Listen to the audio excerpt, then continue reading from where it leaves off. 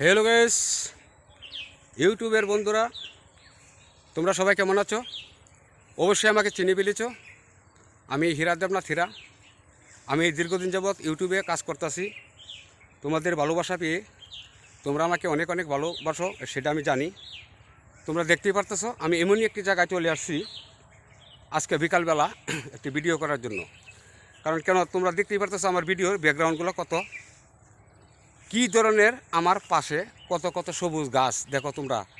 এই যে দেখতে পারতেছো আমার পিছনে দেখো একটি পাহাড়ের মতো জায়গা। এটি পাহাড় বলেই সবাই পরিচিত।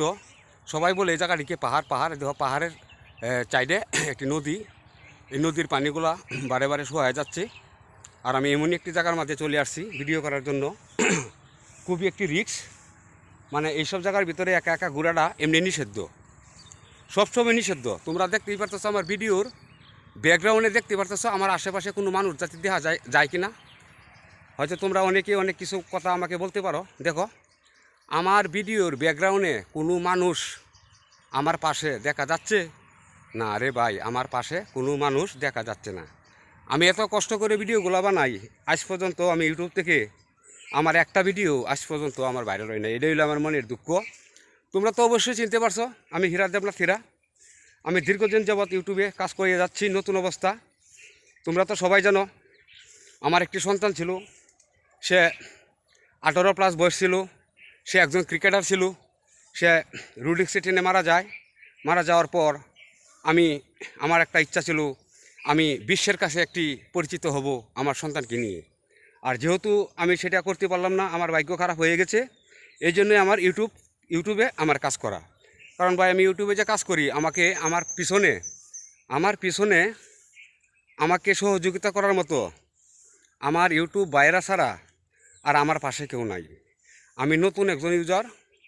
আমার মতো করে আমি ইউটিউব চ্যানেল থেকে আমি ভিডিওগুলো দেখে দেখে আমার মতো করে আমি কাজ করে যাই। সবসময় আমি তোমাদের ভিডিও দেখা নিয়ে আমি কোনো সময় মন খারাপ করব না। কারণ লক্ষ লক্ষ ভিডিও তোমাদের কাছে আসতেছে। হয়তো আমি একজন নতুন কন্টেন্ট ক্রিয়েটার, এখনও হইতে পারি নাই। আমার অনেক কিছু ভুল ত্রুটি হতে পারে। আমি ইউটিউব চ্যানেলে কাজ করি। কারণ এইভাবে কাজ করতে করতে তোমাদের ভালোবাসা অল্প অল্প করে পেতে পেতে অবশ্যই আমার মনের ভিতরে একটি বিশ্বাস আছে যে একদিন না একদিন আমি আমার ভালো একটা জায়গায় গিয়ে পৌঁছতে পারবো। আমি ইউটিউব চ্যানেলে কাজ করার জন্য আমার ইচ্ছুক ছিল না। আমার জন্মদাতা মা, আমার মায়া আমাকে বলছে যে বাবা দেখ, ইউটিউবে কাজ কর তুই, যেহেতু ছেলেটাকে নিয়ে তুই একটি বিশ্বের কাছে পরিচিত হওয়ার চেষ্টা করছিলি, যেহেতু তোর ছেলেটা মারা গিয়েছে, সেটা নিয়ে তোর মন খারাপের কোনো কিছু নাই।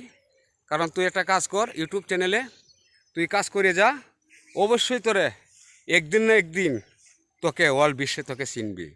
তো আমার মার ভালোবাসা নিয়ে আমি এই ইউটিউব চ্যানেলে কাজ করতেছি। সেটা নিয়ে আমি একটি ভিডিও করার জন্য আমি একটি নদীর পাড়ে চলে আসছি। আমার ভিডিওটা যদি ভালো লাগে অবশ্যই তোমরা শেয়ার, লাইক, কমেন্ট করিও। অবশ্যই তোমরা আমার পাশে থাকার চেষ্টা করিও।